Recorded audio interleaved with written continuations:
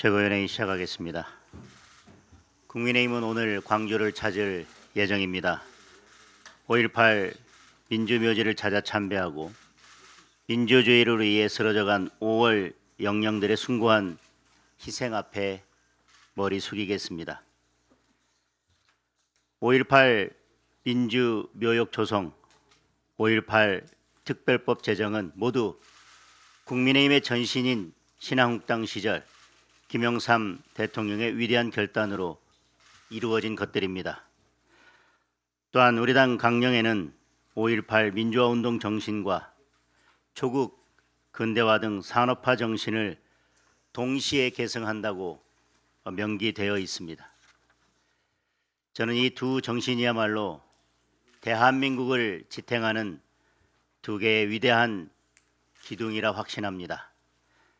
5월 정신이 대한민국의 긍지가 되고 역사의 자부심이 되도록 국민의힘은 진심을 다해 호남과 동행하겠습니다. 오늘 우리의 이 발걸음이 진정한 화합과 국민 통합의 미래로 나아가는 새로운 이정표가 될 것입니다. 진심을 다하겠습니다.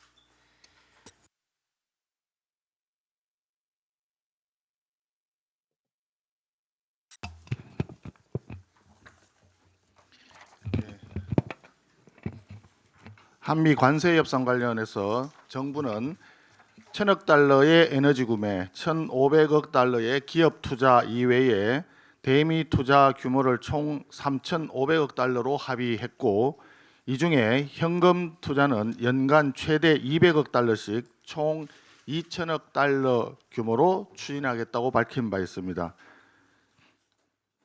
관련해서 김용범 정책실장은 대미 투자 재원에 대해서 해외 자산 운용 수익으로 충당할 계획이므로 국내 외환 시장에 큰 영향은 없을 것이다라고 설명했습니다. 그렇지만 한국은행, 수출입은행, 산업은행 등 국내 주요 기관들의 현금성 외화 자산 운용 수익을 살펴보았더니 3개 기관을 모두 합쳐도 대미 투자 재원으로 활용할 수 있는 연간 운용 수익은 약 95억 달러, 100달러가 채 안 되는 수준에 불과합니다.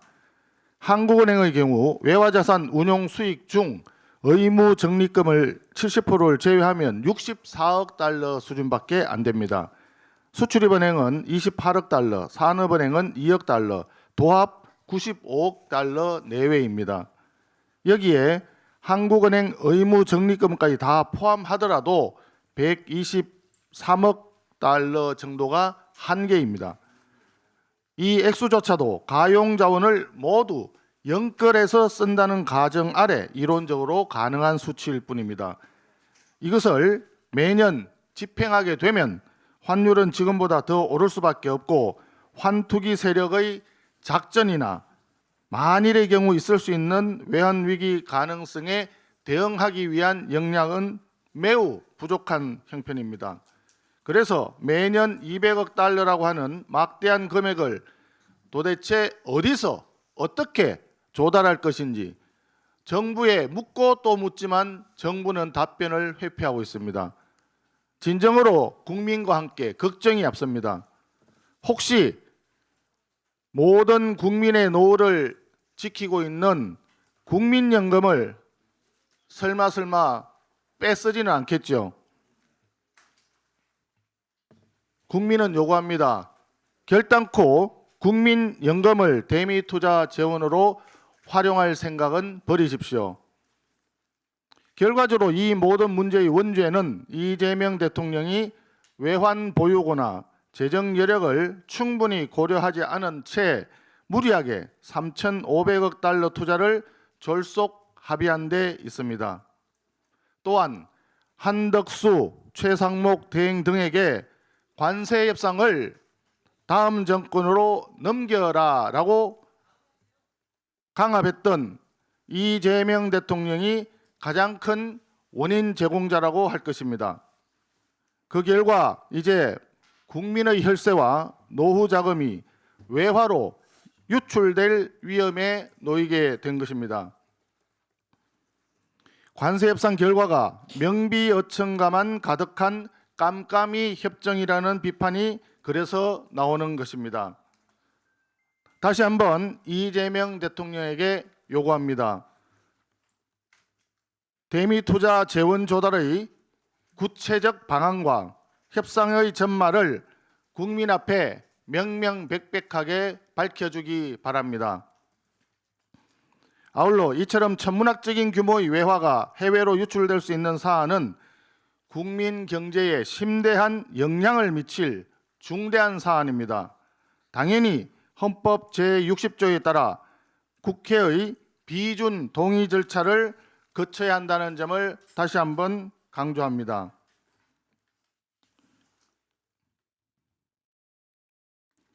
한 가지 더 말씀드리겠습니다. 어저께 뉴욕 시장에 무슬림 출신 30대 만다니 시장이 당선되었습니다. 집권 2기를 맡고 있는 트럼프 현 대통령의 강력한 견제에도 불구하고 민심은 트럼프를 따르지 않고 만다니를 따르게 되었습니다. 이것이 무엇을 의미하는지 잘 헤아려 봐야 할 것입니다. 정치는 국민을 위해서 존재합니다. 이념적인 편향성이나 구호 또는 범죄 지우기가 중요한 것이 아니라 국민을 편안하고 배부르게 잘 먹고 잘 살게 만드는 것이 가장 중요하고 그것이 민심을 얻는다는 점을 다시 한번 깨닫게 해줍니다. 정부 여당 측에 간곡히 요청드립니다. 대한민국의 현재 민생은 무엇이 중요한가? 부동산 급등에 따른 부동산 대책, 매일마다 폐업이 늘어나는 자영업자 대책,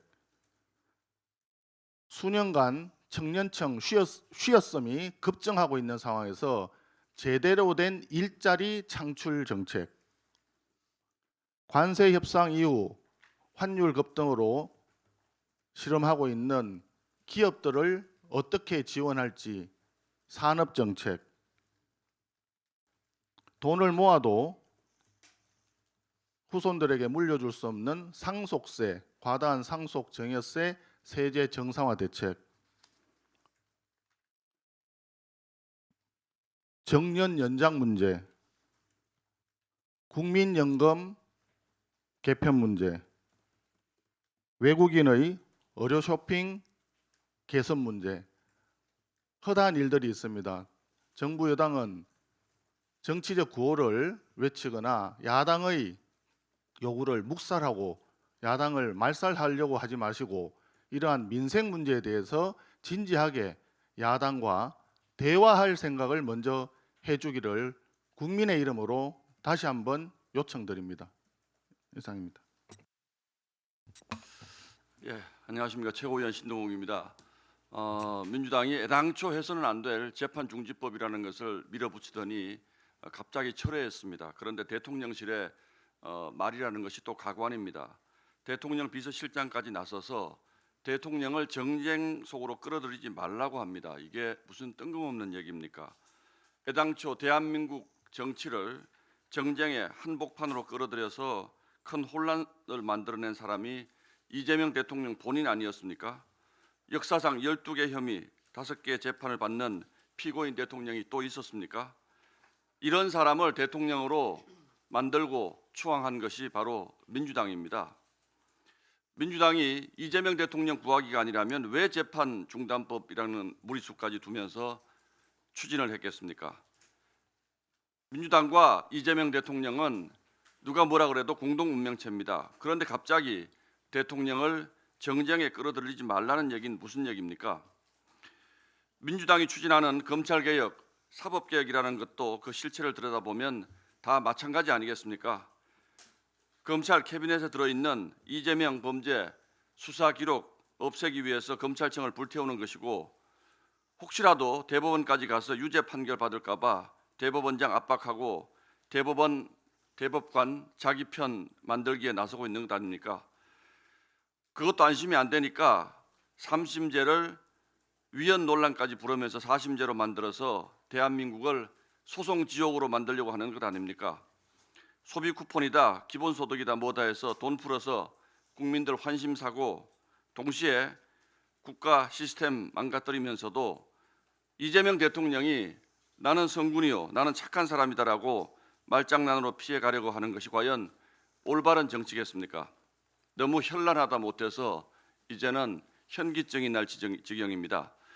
이재명 대통령과 민주당에 경고합니다.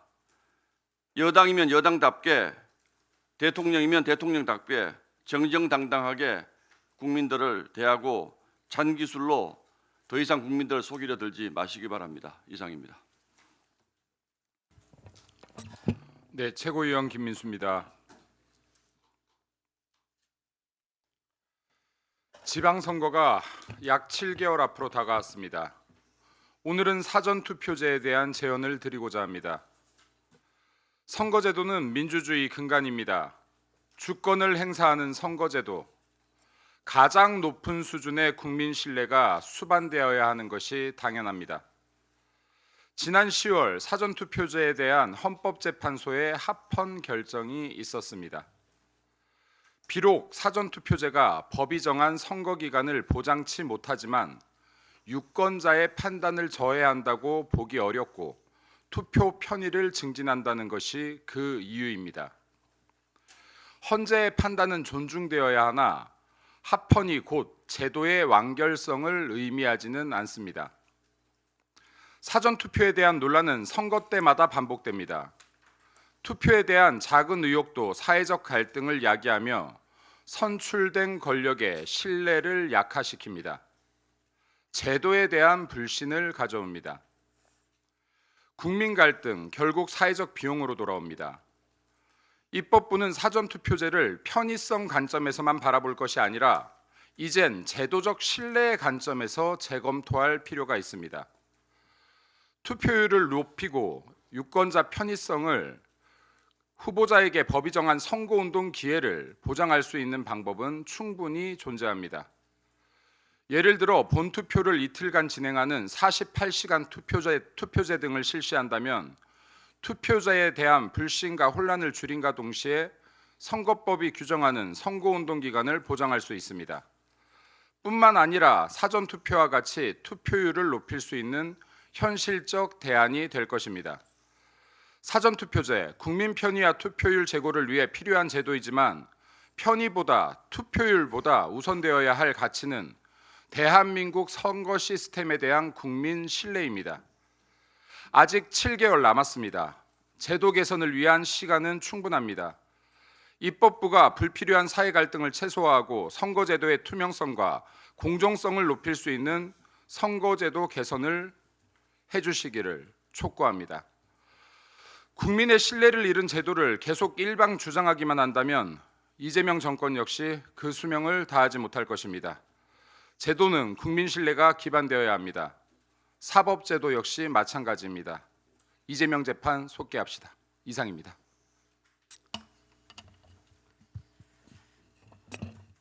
네, 청년도, 중년도, 노년도 모두 다 자립하고자 하는 꿈이 있습니다. 그에 대해서 한 말씀 드리겠습니다. 오늘은 장애인에 대한 자립도 포함해서 말씀드리겠습니다.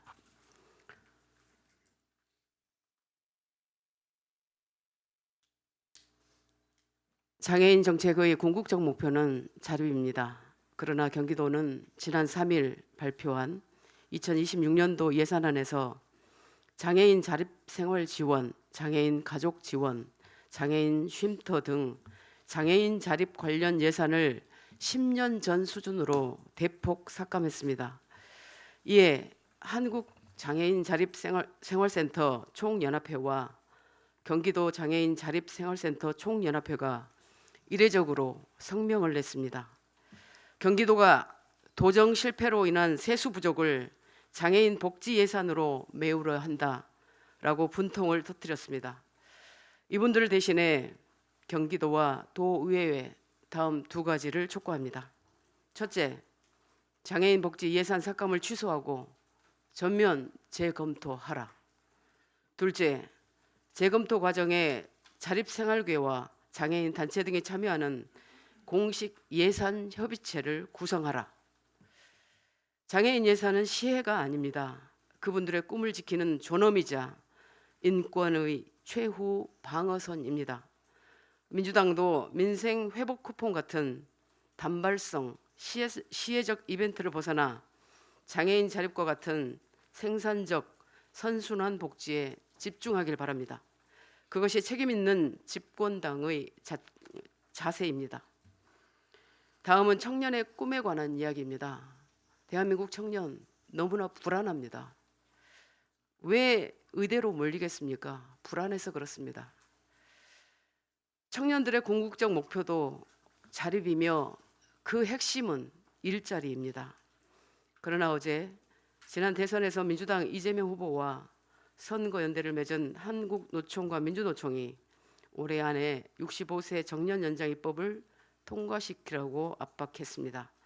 이들은 주 4.5일제를 도입하라는 청구서도 내밀었습니다. 신중해야 합니다. 이 두 가지 모두 필연적으로 청년 일자리를 줄일 것입니다. 양대 노총이 두 제도 도입을 주장하면서도 이에 따른 임금 삭감에는 반대하기 때문에 더욱 그렇습니다. 노동자의 안정성은 높아지고 반면 기업의 경영 안정성은 줄어듭니다.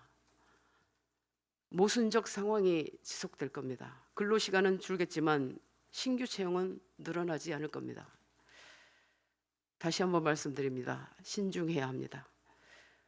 불행하게도 향후 최소 10년간 한국 기업의 국내 투자가 급격히 위축될 전망입니다. 최근 한미 관세 협상에서 정부는 향후 10년간 매년 현금 200억 달러의 대미 투자를 약속했습니다. 이 금액은 한국 외환 보유액 운용 수익의 최대치에 해당합니다. 게다가 이와 별도로 기업의 대미 투자가 트럼프 대통령 말로는 6천억 달러, 김용범 정책실장 말로는 1,500달러가 예상되어 있습니다. 국내 투자의 공동화 현상이 빠르게 일어날 겁니다. 지금 정부 여당이 법원 협박하고 야당 괴롭힐 때가 아닙니다. 청년 일자리를 위한 특단의 대책을 당장 실행해야 합니다. 어려운 상황에서도 기업들이 국내 투자와 신규 채용을 늘릴 수 있는 세제 특별감면, 특별산업금융, 파격적 규제 혁신 이런 것들이 정말 절실합니다. 현재 패스트트랙에 올라가 있는 K칩스법 시즌2와 같은 첨단 산업의 경쟁력 강화 법안부터 빨리 통과시켜야 합니다. 시간이 없습니다. 그제 이재명 대통령의 국회 시정연설을 빌자면 하루가 늦으면 다음 세대가 불행합니다. 이상입니다.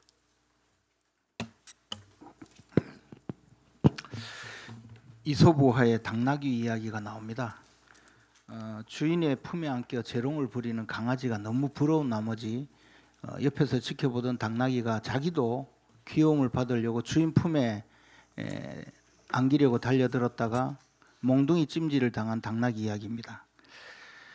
이 당나귀가 국회에도 있습니다. 정청래 민주당 대표는 대통령의 재판중지법을 공개적으로 발의하겠다, 그리고 회기 내에 처리하겠다라고 주장을 했는데 대통령은 오염을 사서 곧바로 중단하고 말았습니다.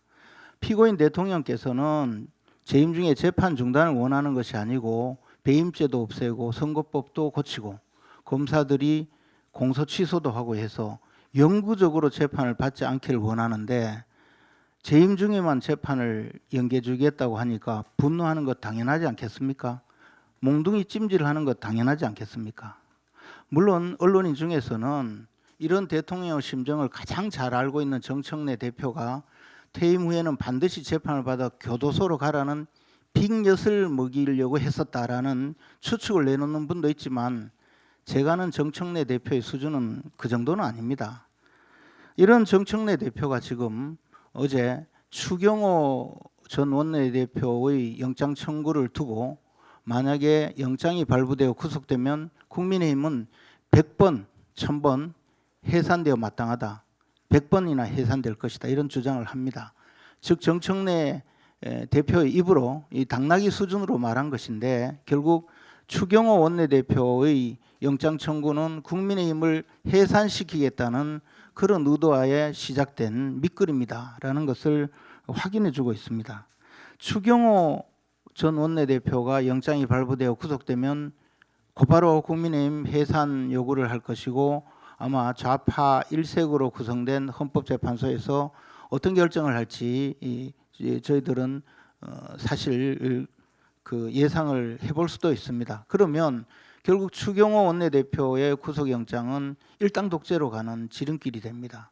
사법부도 이제 사법권 독립을 이야기하려면 아마 이소부화 정도에서나 볼 수 있는 그런 상황이 될 것입니다. 국민 여러분, 추경호 원내대표의 영장 청구는 단순히 내란 동조, 계엄 동조가 아닙니다. 이것은 일당 독재로 가려는 민주당의 음모입니다. 국민 여러분 함께 막아주십시오.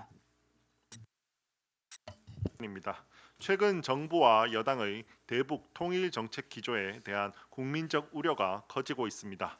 사실상 이재명 정부의 대북 통일 정책 전반에서는 과거 문재인 정권의 실패한 대북 굴종 정책이 그대로 되살아나고 있어 문재인 시즌 2를 떠올리게 하며 많은 국민들로 하여금 PTSD를 유발하고 있습니다.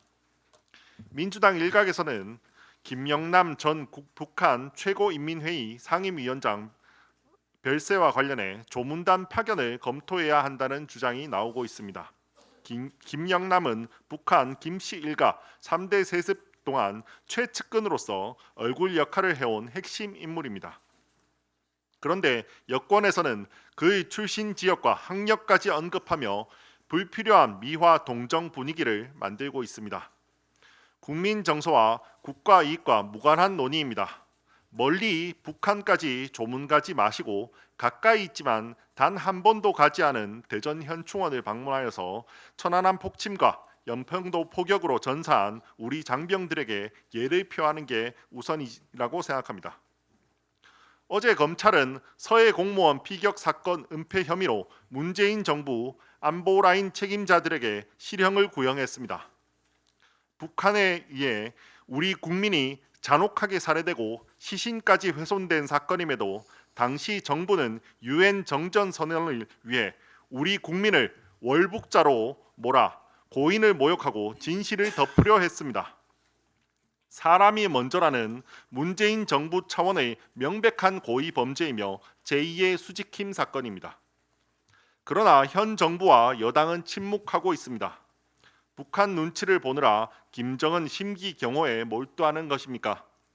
이재명 대통령께서 당시 남긴 문장 그대로 돌려드리겠습니다. 그 어떤 것도 국민의 안전과 생명보다 우선일 수 없습니다. 지난 4일 김천식 통일연구원장이 임기를 8개월 남기고 사의를 표했습니다. 김 원장은 사퇴 직전 이재명 정부의 통일 정책에는 통일이 실종됐다고 공개 비판했습니다. 원칙적 대북 정책을 강조해온 인사가 물러나고 유화적 기류가 강화되는 흐름입니다. 통일 없는 통일부를 만들어 나가는 장관의 대북관도 문제입니다. 청문회 때 우리의 주적은 북한이라는 사실을 부정했을 뿐만 아니라 북한을 자극하지 말아야 한다며 북한 눈치를 보는 듯한 메시지를 반복하고 있습니다. 통일부의 바람직한 역할은 북한에 대한 일방적 배려가 아니라 대한민국의 흔들림 없는 통일의 원칙과 방향을 세우는 것입니다. 가장 심각한 문제는 이재명 대통령의 인식입니다. 최근 북한 미사일 도발에 대해 이재명 대통령은 북한이 오랫동안 잘 참아왔다고 말했습니다. 이것이 대한민국의 안보를 책임지고 국민의 생명을 보호해야 하는 의무를 지닌 대통령으로서 북한의 연쇄 도발 앞에 내놓을 발언입니까? 매우 부적절합니다. 국군 장병들이 매일 긴장 속에서 경계 근무를 서는 상황에서 북한의 도발을 두둔하거나 정당화할 여지를 주는 발언은 국가 지도자로서 매우 위험한 신호입니다. 이는 이재명 정부가 유화적, 저자세, 대북 굴종 정책으로 회귀하고 있다는 분명한 신호입니다. 문재인 정부 5년 동안 북한은 핵을 고도화했고 미사일은 더 정교해졌고 우리 국민은 희생됐습니다. 실패한 길을 또다시 가겠다는 겁니까? 대북 정책은 환상이 아니라 현실 위에 세워져야 합니다. 북한 정권의 눈치를 보며 김정은 심기 경호에 몰두하고 감성적인 접근과 면죄부를 제공하는 것으로 일관할 것이 아니라 원칙과 국익이 기준이 되어야 합니다. 정년 연장과 관련하여 말씀드리겠습니다. 기대 수명 연장 등 시대 상황의 변화에 맞춰 정년 연장에 대해서는 국민의힘도 적극 동의를 합니다. 다만 AI 시대 도래, 국내 기업의 엑소더스 현상 등으로 국내 일자리 총량이 줄어들고 있습니다. 이러한 상황에서 무턱대고 정년 연장을 하다 보면 새로 사회에 진출하는 우리 청년들의 일자리에 타격이 불보듯 뻔해 보입니다. 따라서 정년 연장을 하더라도 사회보장제도, 청년 일자리 보장 등 여러 여건들을 종합적으로 세밀하게 따져서 설계할 필요가 있다는 말씀을 드립니다. 자정부터 새벽 5시까지 심야 배송을 금지하자는 민주노총의 청구서가 사회적 논란이 되고 있습니다. 민주노총은 건강권과 과로 방지를 명분으로 내세우지만 현장의 택배 기사들은 민노총이 무슨 권한으로 내 일자리를 빼앗느냐고 반발하고 있습니다. 심야 배송은 교통이 덜 막히고 수입이 높으며 낮 시간을 활용할 수 있다는 이유로 오히려 선호되고 있다고 합니다. 결국 근로자를 위해 일해야 할 노조가 근로자의 일할 자유를 빼앗는 이런 현실이 대한민국 민주노총의 민낯입니다. 민노총이 마치 근로자를 위하는 듯하지만 실상은 일부 조합만을 위한 선택적 노동정책입니다. 민주노총이 주장하는 정책이 전체 노동자의 현실을 대변하지 못하고 비조합원, 청년, 소상공인, 자영업자의 어려움은 뒷전으로 밀리고 있다는 비판이 제기되는 이유입니다. 노동정책은 특정 노조가 아니라 전체 근로자의 삶을 바라보는 관점에서 다뤄져야 합니다. 이재명 정권은 민주노총이 원하는 정책에만 귀 기울이지 마십시오. 청년 일자리 창출이 보장되는 정년 연장 방안, 소상공인과 자영업자도 만족할 수 있는 주 4.5일제 도입 방안 등 실질적이고 지속 가능한 노동정책을 내놓으십시오. 대한민국 전체 근로자 중 민주노총 조합원은 5% 안팎의 소수에 불과합니다. 이러한 사실 이재명 정권과 민주당 기억하기 바랍니다. 지난달 소비자 물가가 2.4%포인트 오르며 15개월 만에 최고치를 기록했습니다. 쌀, 사과, 돼지고기 같은 먹거리 물가가 일제히 뛰었고 전세난 여파로 월세도 1년 새 10% 가까이 올랐습니다. 생활 물가와 주거비가 동시에 치솟으며 서민의 살림살이가 한층 팍팍해졌습니다. 문제는 돈이 너무 많이 풀렸다는 것입니다. 문재인 정권 시절 10차례 추경으로 150조 원이 추가로 풀렸고 이재명 정권도 소비 쿠폰 등 포퓰리즘성 지출을 계속하며 유동성을 더 키웠습니다. 그 결과 경기는 식어가는데 물가는 치솟는 스태그플레이션이 심화되고 있습니다. 국민 입장에서는 소비 쿠폰 10만 원 받을 땐 잠깐 좋습니다. 그렇지만 며칠 지나면 장바구니 값이 오르고 생활비가 더 늘었습니다. 결국 돈을 풀면 좋을 줄 알았는데 돌아서면 내 주머니가 더 가벼워지는 이러한 것이 현실입니다. 이런 이재명 정권과 민주당식의 돈만 풀면 경제가 살아날 것이라는 착각이 정말 국가와 국민에게 도움이 되는 정책인가를 이재명 정권과 민주당에게 묻습니다. 경제는 결국 기업이 이익을 내고 일자리를 만들고 그 근로자가 소비하는 선순환이 이루어질 때 살아납니다. 이재명 정권은 재정살포형 정책을 멈추고 기업이 투자하고 산업이 성장하며 일자리가 늘어나는 일자리 창출형 성장 경제로 전환하십시오. 이에 국민의힘은 2026년도 예산은 국민의 소득을 키우고 기업의 활력을 높이는 구체적인 성장 예산 방향과 대안을 제시하겠습니다. 이상입니다.